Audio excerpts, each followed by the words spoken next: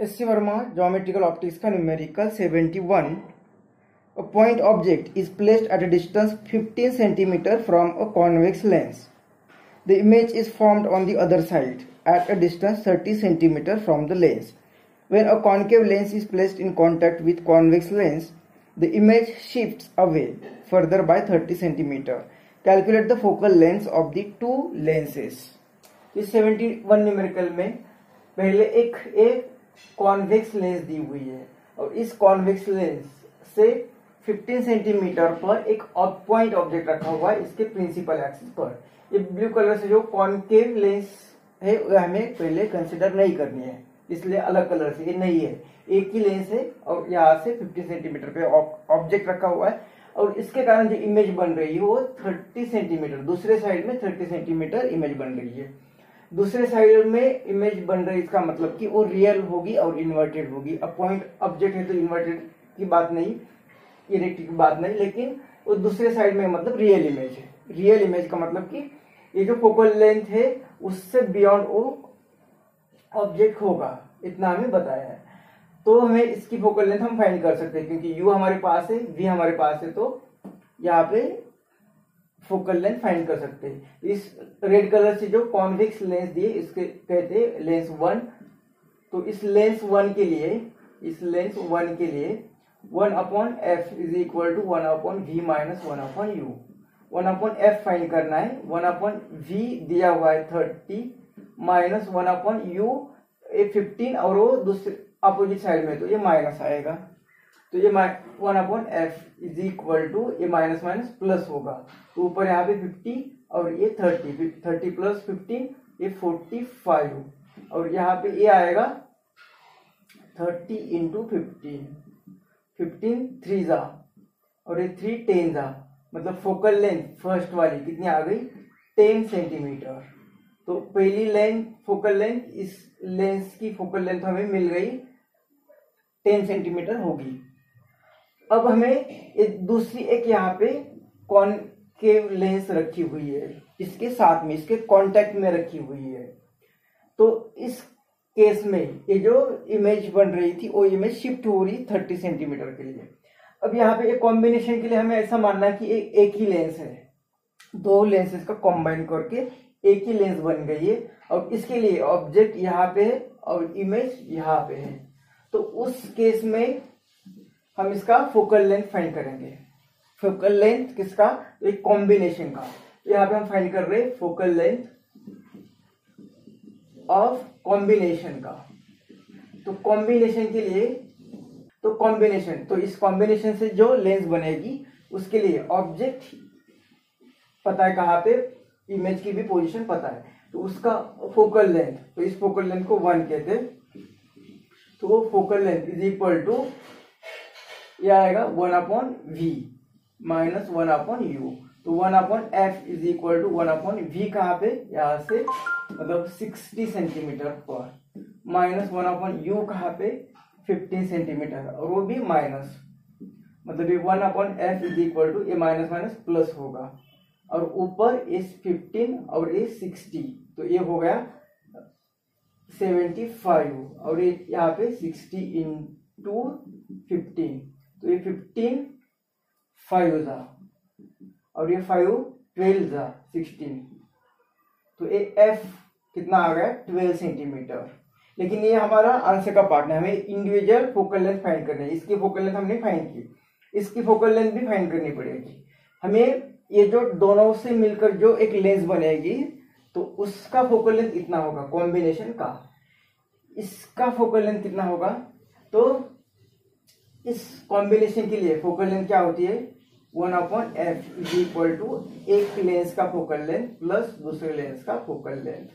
ये इक्वेशन कहाँ से आया इसे डिस्कस करते हैं इसका आंसर फाइंड करने के बाद। जिनको पता है उन्हें देखने की जरूरत नहीं पड़ेगी, लेकिन जिनको ये चाहिए कि एक किस तरह से आ गया तो इसे डिस्कस करते बाद में।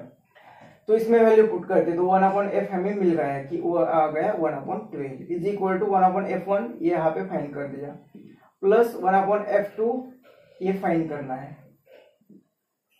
तो ये 1/f2 की वैल्यू कितनी आएगी, तो 1/12 इसे इस साइड में भेज दिया तो 1/10, मतलब ये आ गया, ये यहाँ पे 10 और ये -12 डिवाइडेड बाई 10 इंटू 12। तो इसका इनवर्स करेंगे तो ये F2 इज इक्वल टू ये ऊपर 10 इंटू 12 और ये 10 -12 ये आएगा -2, तो ये 6 से तो ये 60, तो F2 कितना आ गया -60 सेंटीमीटर। तो इस तरह से दोनों फोकल लेंथ फाइंड कर दिए। अब ये इक्वेशन कहाँ से आया इसे भी डिस्कस करते हैं। अब हमें रिजल्टेंट फोकल लेंथ फाइंड करना है। जब दो लेंसेज या दो से ज्यादा लेंसेज और वो थिन लेंसेज एक दूसरे के कांटेक्ट में होगी तो रिजल्टेंट फोकल लेंथ कितने आएगी ये हम डिस्कस कर रहे हैं। तो ये दो लेंसेज लिए हमने। अब यहाँ पे मान लेते कि एक ये लेंस ब्लू कलर से वो नहीं है, एक ही लेंस है और इस लेंस से यू डिस्टेंस पर एक ऑब्जेक्ट रखा। तो यहाँ से जो रे आएगा उस रे को ये डाइवर्ट करेगा। दो जगह पे हमने वो देख लिया लेंस किस तरह से उसे कन्वर्ज करती है। तो इसके कारण ये नहीं है, तो इसके कारण एक इमेज फॉर्म होगी। अब वो इमेज किस तरह से होती है वो सब डिस्कस हो चुका है। तो इसके यहाँ पे पहले लेंस के कारण यहाँ पे एक इमेज बनेगी, इसे कहते हैं I1 इमेज 1। लेकिन एक दूसरा लेंस रखने के कारण फिर से यहाँ पे रिफ्रैक्शन होगा, मतलब ये कॉन्वर्ज करेगी एक दो जगह पे किस तरह से करके फाइनल हमें देखा है कि वो उसका जो फाइनल इमेज बनाएगी ये कहीं पे तो यहाँ पे बनेगी, ये होगी इसकी फाइनल इमेज। तो ये ऑब्जेक्ट ए, अब ए इस लेंस से पहले इस लेंस से ये डिस्टेंस था यहाँ पे, इसे कहते हैं V1 पहले लेंस से पहले इमेज का डिस्टेंस। और ये फाइनल मतलब यहाँ से V ये फाइनल इमेज का डिस्टेंस। अब पहले इमेज पहले लेंस के लिए देखते फॉर लेंस 1। तो यहाँ पे 1/f इसका focal length f1 is equal to 1/v। v कहाँ से, तो इसने इमेज यहाँ पे बनाई है जिसका डिस्टेंस हमने लिया है v1। तो v1 -1/u, तो इसके लिए ऑब्जेक्ट कहाँ पे, यहाँ से यहाँ पे, तो ये u, ये इक्वेशन 1। अब इसने जो इमेज बनाई यहाँ पे it will act an object for this lens. So this is I1 जो कि इमेज है इसकी, it is object for Lenz 2।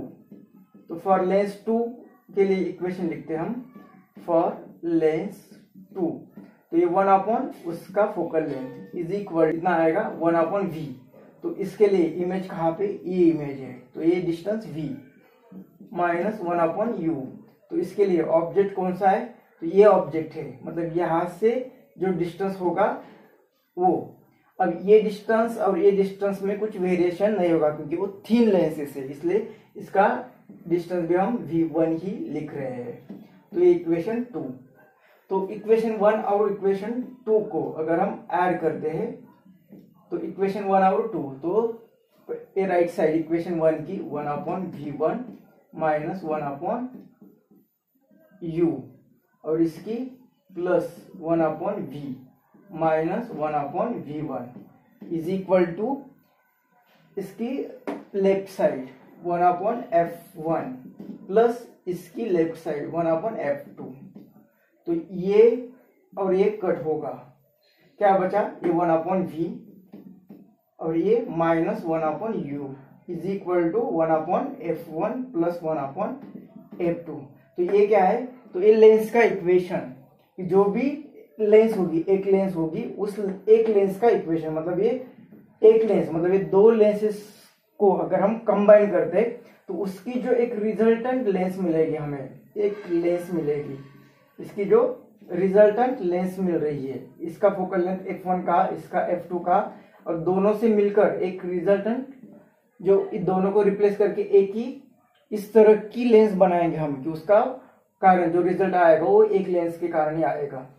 तो उसका लेंथ फोकल लेंथ f, तो ये f इज इक्वल टू आ गया हमें 1/f1 प्लस 1/f। तो इस तरह से इक्वेशन आ गया।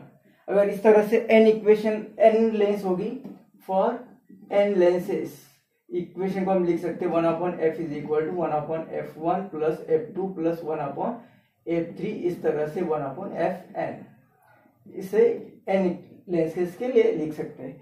यहाँ पे कंडीशन क्या है कि ये लेंसेज जो होगी वो थीन लेंसेज होगी, थीन लेंसेज, और इनके बीच में कोई सेपरेशन नहीं होगा, मतलब दे आर इन कॉन्टैक्ट, एक दूसरे के कॉन्टैक्ट में होंगे। तो उस केस में ये इस तरह से इक्वेशन मिलता है जो कि हमने इस न्यूमेरिकल में यूज किया।